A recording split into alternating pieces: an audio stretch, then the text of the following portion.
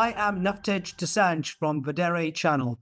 With me today is Dr. Pariksith Singh, Chief Executive Officer of Access Healthcare Physicians, answering some of my questions about the state of healthcare in the United States. Hello, Dr. Singh. Hi there, Nawtej. It's glad to be with you again. Wonderful. I have some searching topics and questions for you today. Are you ready? I'm never ready for you, but I'll try my best. Okay. So let's start with the really burning topic that you and I have discussed over the last couple of months. The US, the trend in healthcare in the US, characterized by consolidation, difficult situation, difficult circumstances. How would you really summarize the challenges for being and remaining an independent practice in this type of environment? My response is a four-letter word: mess. M-E-S-S, mess.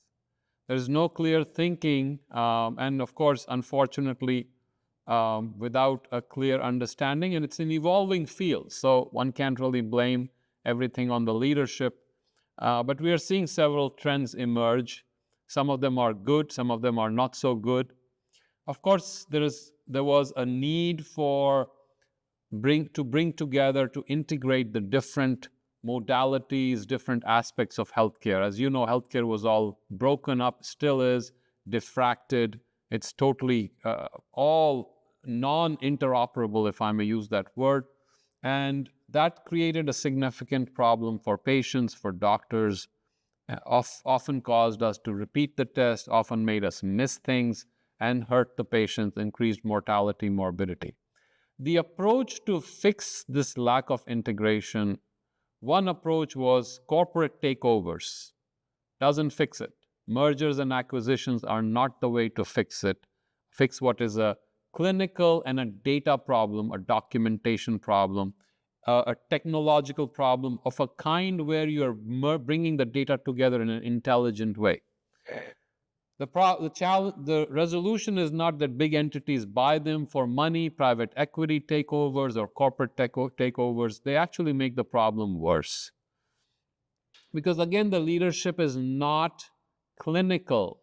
The leadership is not the thoughtful approach of a good doctor. And we really need a good doctor at the helm. I'm not talking about a medical doctor, but a doctor who can look at the overall holistic picture and reach solutions that are far-ending, that focus on the health of the patient.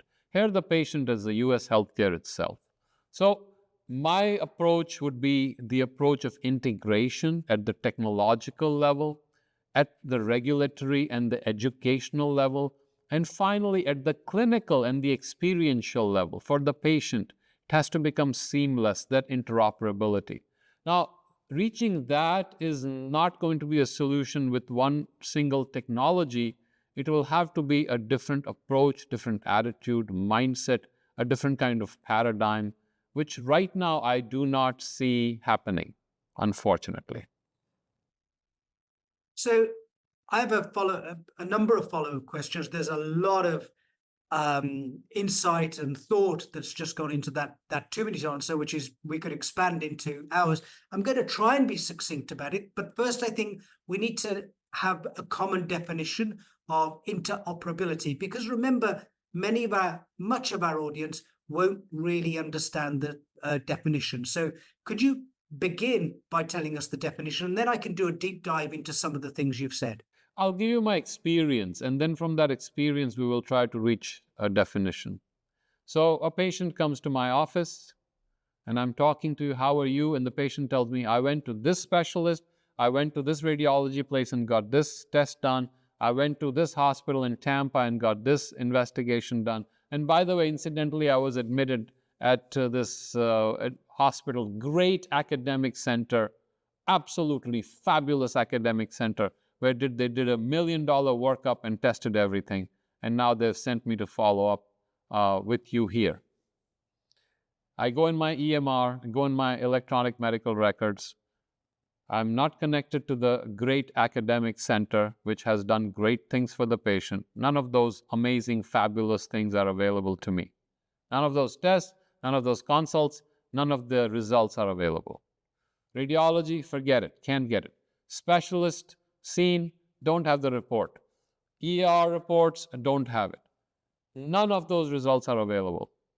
That is what I mean by interoperability. We are not connected. So I go back and I ask my staff to call these facilities while the patient is sitting and get me the results. Now, some of them were smart. They asked the patient already before I came to the room, did you have any tests done? Patient said, I went to this place and got this test done. So they already called the place. One result is available. Now, I do not have the other results. We send the request. We have to have the patient sign the request. We send it. Now we have to wait. It may take a minute. It may take a day. It may take a week. It may take a month. Until then, we are all in a state of in a holding pattern. The patient doesn't know. Patient was told, yes, all your records will be to your doctor. It may be in the mail. I don't know. It may have been sent to me in an email. I don't know because I can't open it because I don't have the password. I'm not connected with that facility. It may have been sent in a CD, which I cannot open on my software because it is supposed to protect me from viruses, so I cannot open other softwares. And now my whole visit has been impacted significantly. The patient's time has been impacted, how much resources spent, and the possible danger of missing something. So I have to bring the patient back in a week, 2 weeks, or wait for the results to come back, review them, and call the patient. Now, think of a different situation where the patient came either with all the records or the patient came with him and gave me the links, several passwords, and I went in. Yes, privacy is to be protected, but something allowing us to connect with all these different data feeds.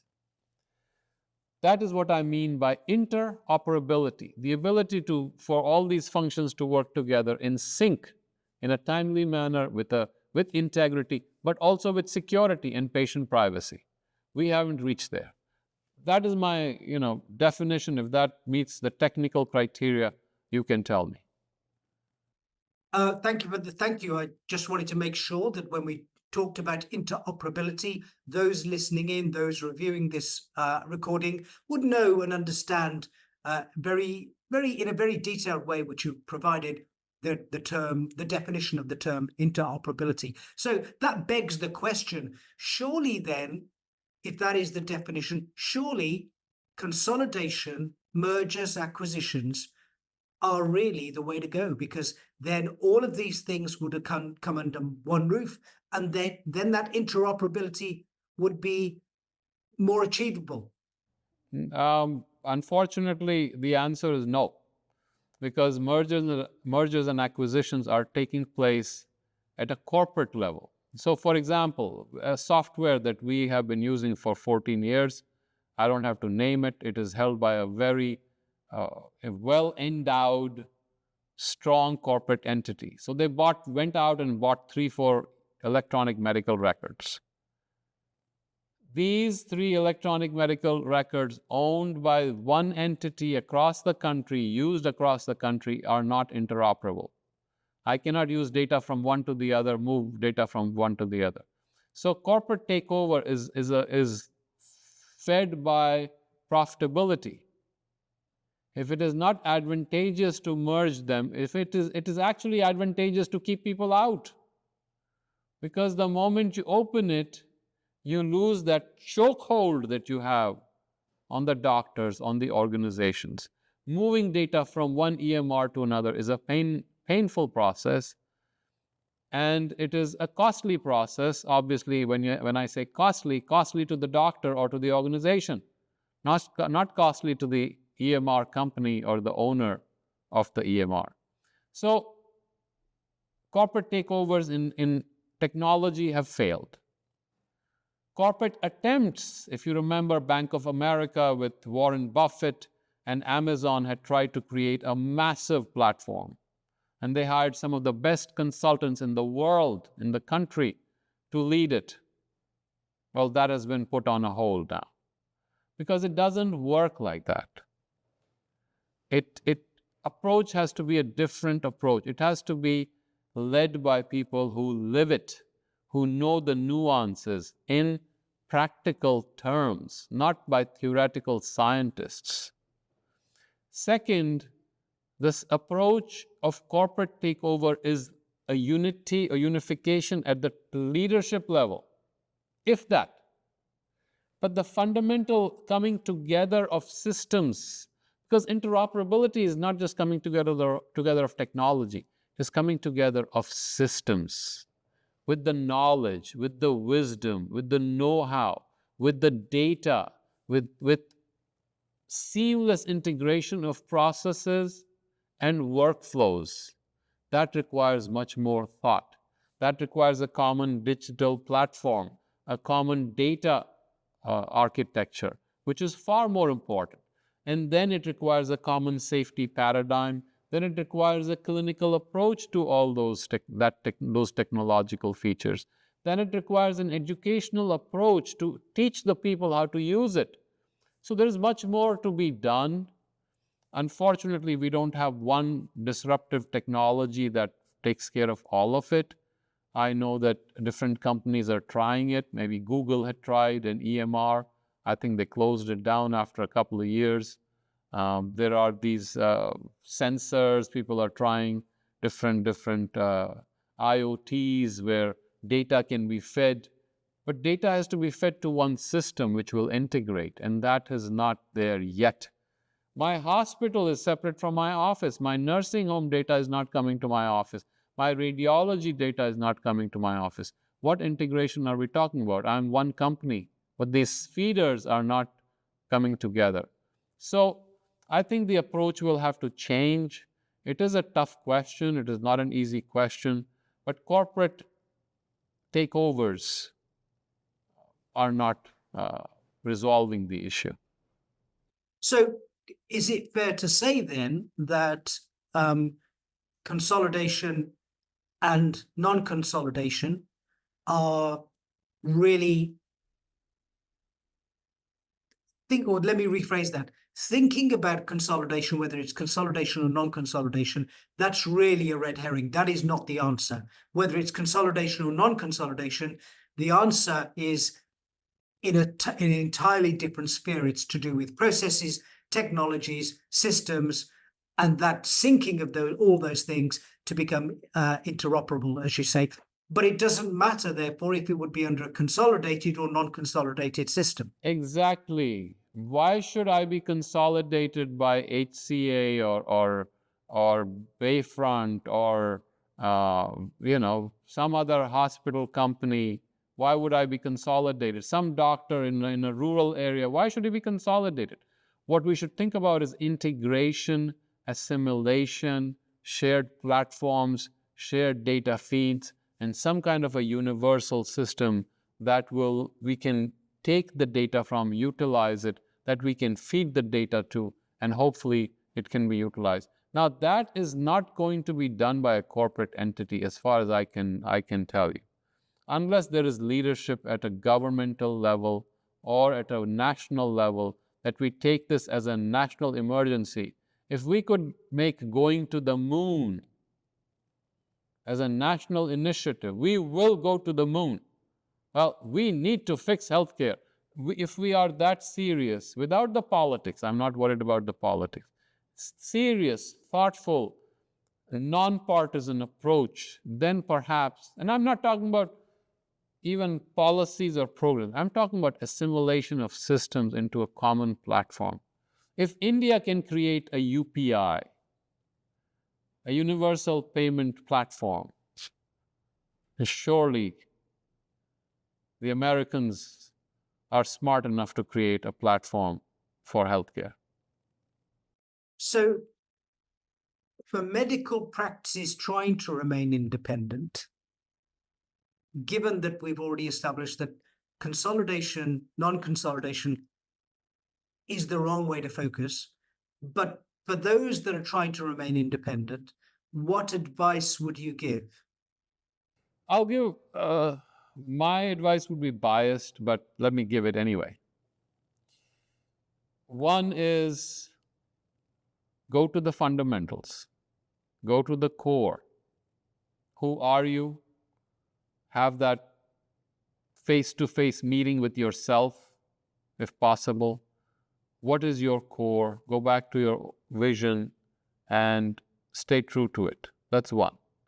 Two, collaborate. Find willing partners who will work with you. Now, these can be corporates. Nothing wrong with corporates if they have integrity or if they have the technology and the right systems. It can be other small practices. It can be other independent physician associations. It can be other management service organizations. Try to collaborate and help where you can. Sometimes it'll have to be in a very rigorous manner with proper contracts. Sometimes just about talking to each other and making sure and helping people with just advice and curbside consults. So I see this collaboration, which has not been used too much. People are kind of averse to it. They kind of get nervous. Oh my God, he's going to steal my ideas. An idea is available every second in today's world. If not, millions of ideas are floating around. Ideas do not have value unless they are executed, unless they have a velocity and a force and a momentum.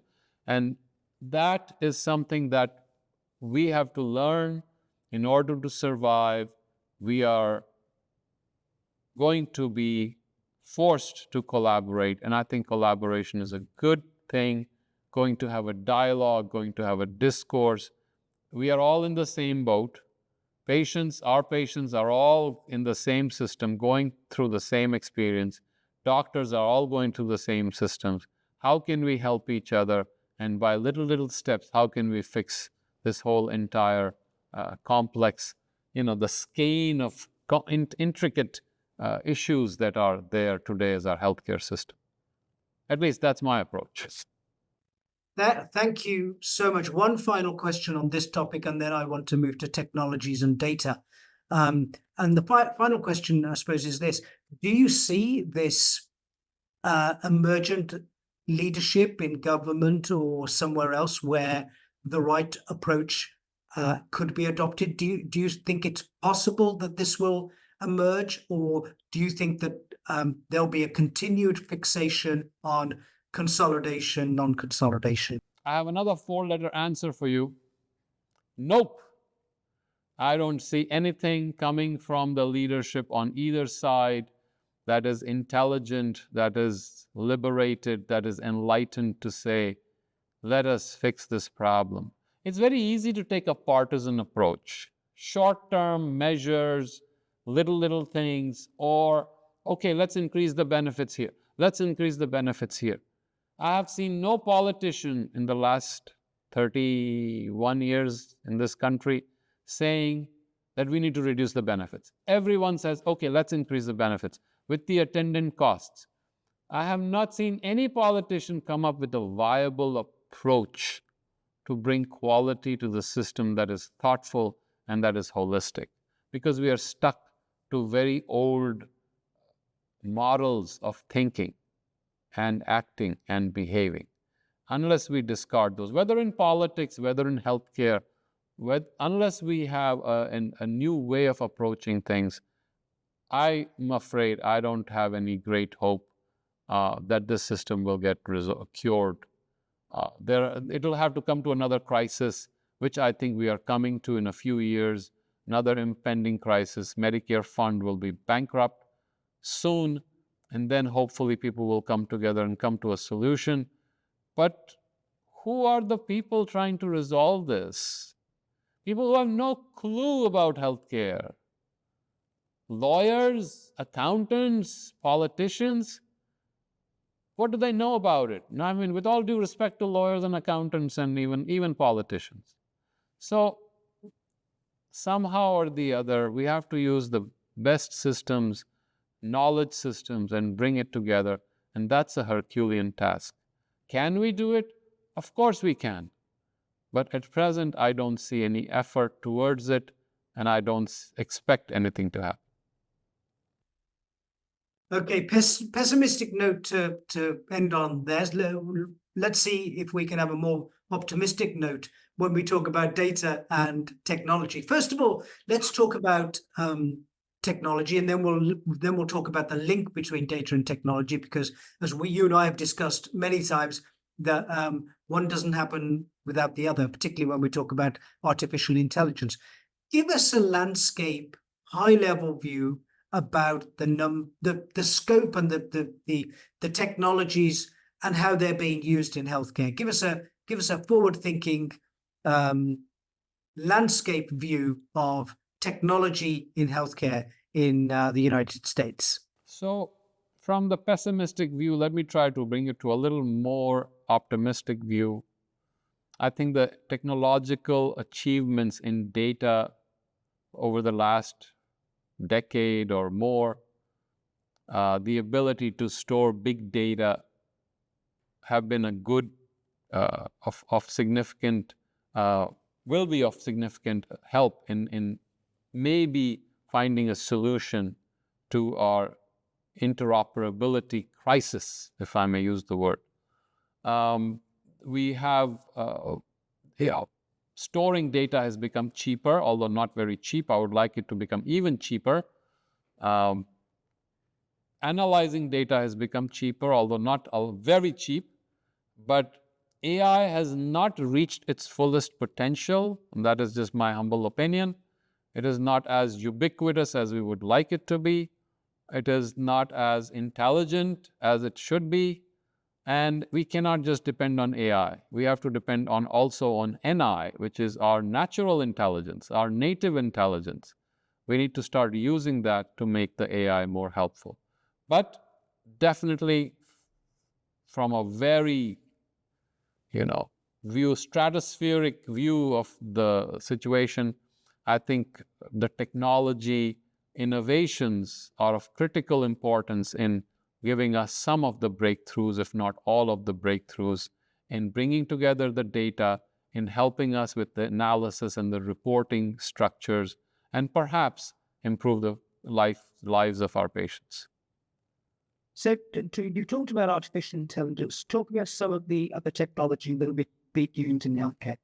So one is the IoT. We talked about the sensors, the watches, the bracelets, the rings, all those little gadgets, gizmos that we are putting. Now they're implanting things in our heads, I won't go to all the organs, but in our throats, in our lungs to monitor. Those are there.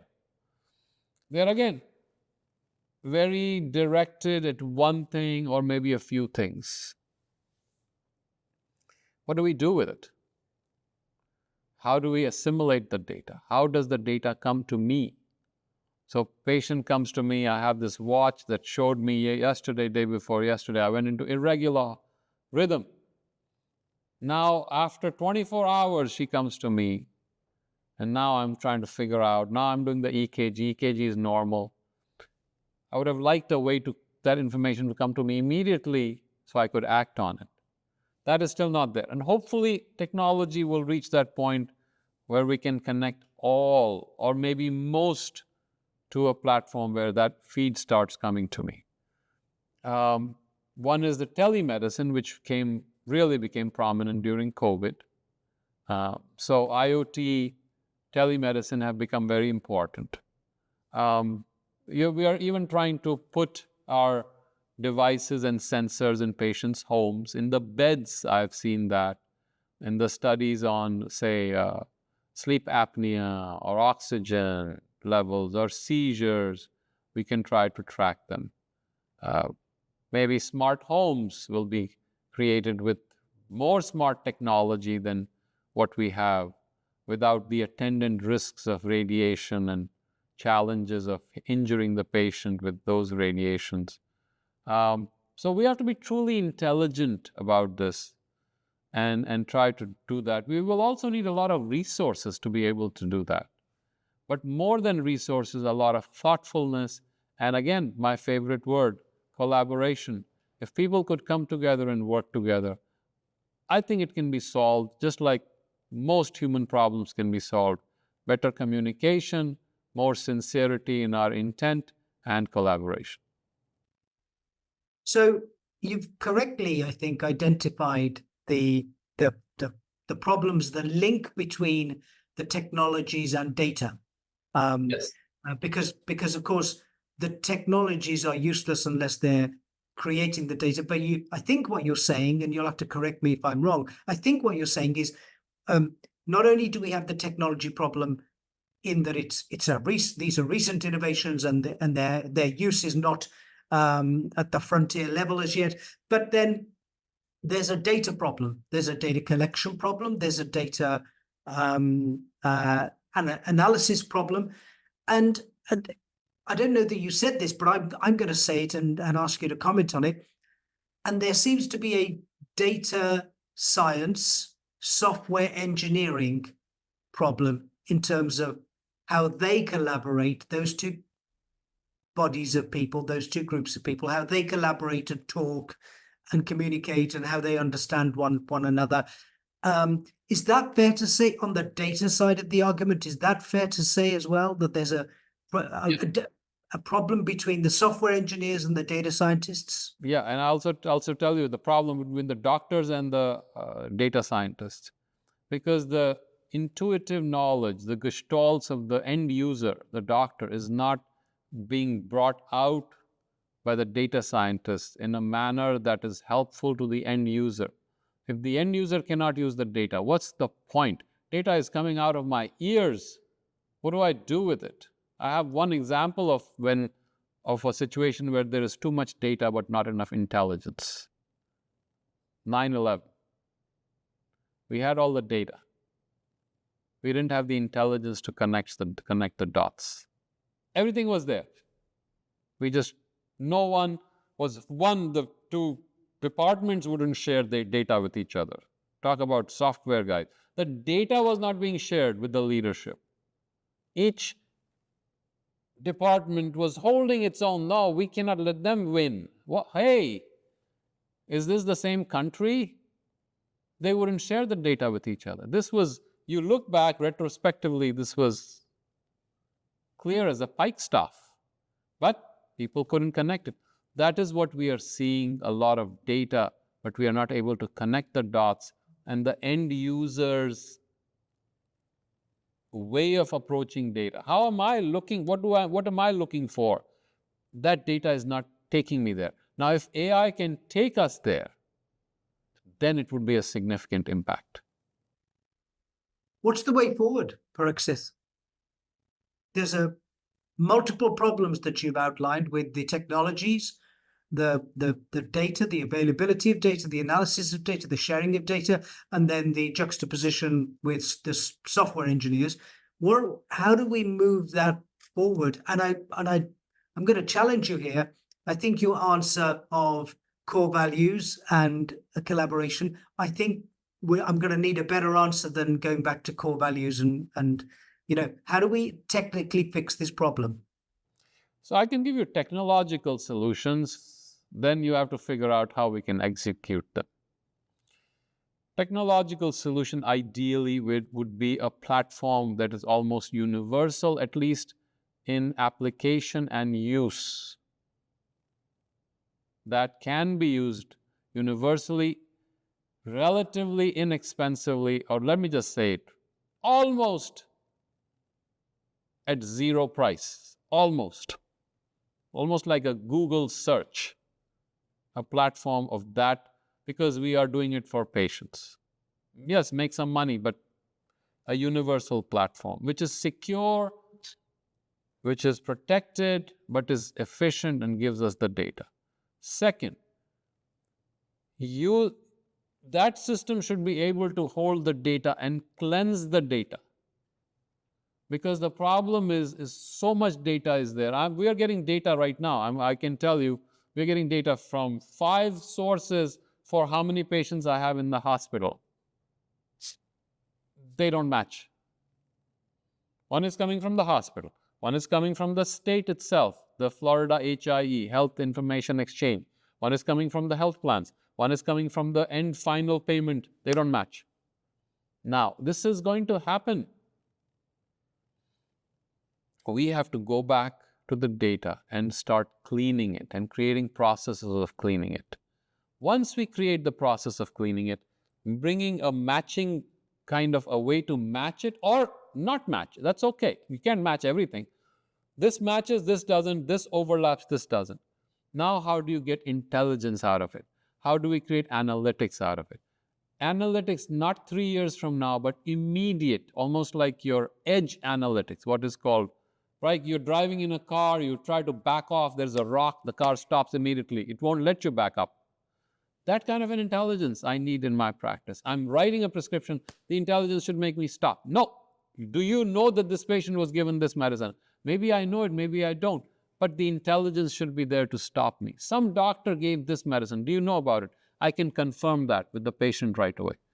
We need to have the same immediacy of application in healthcare as we have in our airplanes, and hopefully we have in our nuclear submarines, and we have it in our cars. And it is of as much value, if not greater. You will save more lives. But that solution has to be found. And so it's not just collaboration. I like collaboration because I'm a doctor. I collaborate with teams all the time, and I know that I'm powerless just by myself. I need a whole team helping me, my nurses, my patients' families, everyone talking to each other, the medical assistants, everyone coming together. So I'm a collaborator in that sense. I want the IT guys to be talking to the doctors, the data scientists talking to the software, because in that atmosphere, some solution will emerge.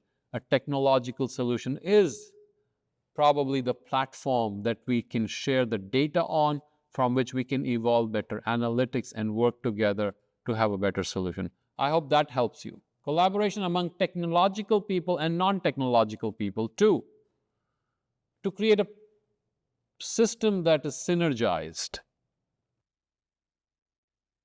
Yes, that helps. That helps in terms of understanding it a little bit more. And I hope people watching this video, this recording, will understand it a little bit more as well. Tell me about some. Come over to my view eventually. I would break you down. But tell me this though. What are the initiatives that you have going on in your own practice that you've talked about? This is what should be done. What are the initiatives you've got going on in your own practice to do some of the things you've been talking about here? So our initiatives are, one is technological initiative, where I believe we have people talking to each other, at least on the operational side, talking to the infrastructure side, talking to the automation side, and trying to create a coherent system. I think it's a good start. That's what we are trying to do. Some of our associates, affiliates who are part of the company have created some breakthrough software in automation. Automation technology is there, but the breakthrough software in little activities that we do in our company have been impacted, which is a good thing. These are small little baby steps. Then I'm trying to bring the clinicians together, talking to the educators about the clinical practices and how we do that. And it's always a challenge. It's like herding lions, herding cats. Well, but they're lions because each doctor is a lion. Got to bring them together and make them work and come together. And so that is, but it's good. It's good thoughts coming out, a lot of experiences there. And I hope to bring that together in a shared educational platform. Then how do we bring that intelligence on towards IT? Then it'll be a long process of iteration of bringing that AI. I believe the technology is there enough at least to automate a lot of our processes. When we come to language processing, natural language processing, I think we have accomplished some things. So we are using that, but it's still patchy. It is not a coherent, comprehensive, systematic, unifying approach that I have. But that is the direction we are trying to move to. So Thank you for those insights, and some very deep insights talking about data in particular, and really understanding the link between technology and data at a insightful level. So, we've talked about the challenge in the United States in the sector, and probably globally actually. We've talked about technology, we've talked about data, we've talked about interoperability and the lack of interoperability. So give me your sort of medium-term assessment of, just to finish, give me your medium-term assessment of where healthcare is going, considering all these challenges, multiple challenges that you've outlined in this session. Healthcare in the US or globally? I think in the US and globally, but let's start with the US. So US healthcare system is undergoing a crisis. Whether it comes to the pharmaceutical side, where there are very expensive drugs that are bankrupting or will be bankrupting the US Medicare fund, and that's a huge challenge for the US. And nobody is capable, willing to do anything about it. This is an impending crisis. We are hurtling towards a very tough situation. Financially, of course, the limitations of the US economy are there for everyone to see. There's a $34 trillion debt nationally. Again, that needs a solution, and a large part of it would be solving the healthcare crisis, among other things. There are other things which I don't need to go into, but healthcare is almost 17-18% of the US GDP. It is a significant part, almost 1/5. Think about it. It has to be fixed. Right now, patchy solutions are coming out, stopgap measures, band-aids. If you came to me with a knife wound and I put a band-aid on that wound, you would not think much of me as a doctor, would you? Well, that's what we are doing to our healthcare system. We're putting band-aids. We don't have a comprehensive approach. We don't even have a plan to have a comprehensive approach. We don't even have a shared will to have a comprehensive approach. It's almost like the days before the New Deal came. Remember that 100 years ago when the country needed a New Deal? Not that I'm advocating one side or the other, neither left nor right. I'm not concerned about that. I'm concerned about taking care of our patients the right way. You need a will that is brought to the national consciousness with some intelligence, with some honesty, with sincerity, using the pulpit, the bully pulpit if needed, to bring everyone, galvanize our energy, focus ourselves, because this will be a national effort. That's why when I say collaboration, I don't mean it lightly. It has to be a national will. This impacts everyone's life. One person offers something, the other side attacks it, puts up ads against it, kills that proposal. But that's not how you bring change. You highlight one measure out of a comprehensive proposal. You call it a death tax or a death penalty, or you make a mockery of healthcare approaches that are holistic. And this is done by politicians from both sides. So I'm quite non-partisan in my critique of politicians. But a political will must be found. Without it, as a nation, I'm not sure how we're going to resolve it. Without our political leadership veering to the view that this is a national emergency. And it must be found, just like it is in India, just like it is in England. It is a global emergency, where on one side we have people dying of nutrition, children don't have enough food. On the other side, we have companies making $1,000 for a shot to lose weight.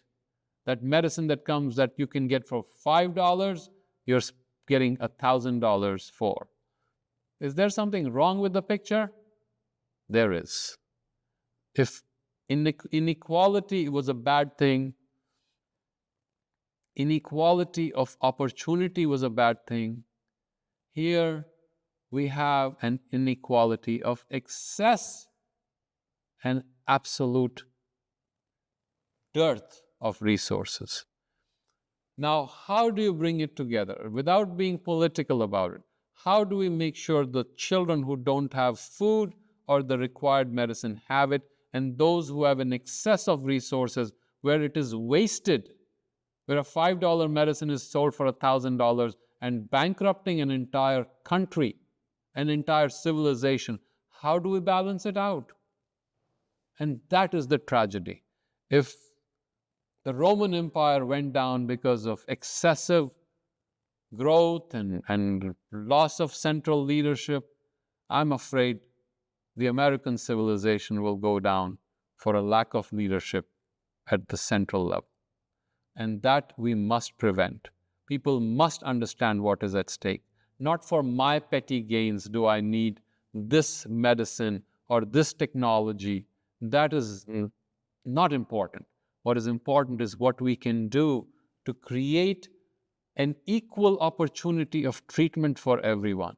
Make that resource available to everyone the right way, with the best technology, with the best services, with the best information and the knowledge and wisdom that our system can provide. And those who want higher, they can go and pay higher for it. Or you create a separate opportunity for those who want to binge on it like it's some kind of elite service.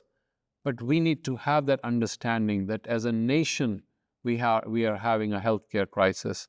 And even if you look at the data, obesity is on an uptick, cancer is going up, diabetes is going up, our youngsters don't have good health parameters. We are spending more money than probably the entire world, and yet our results in healthcare are not even among the top 10 nations of the world. So something is wrong with the picture. First, we have to accept it, right?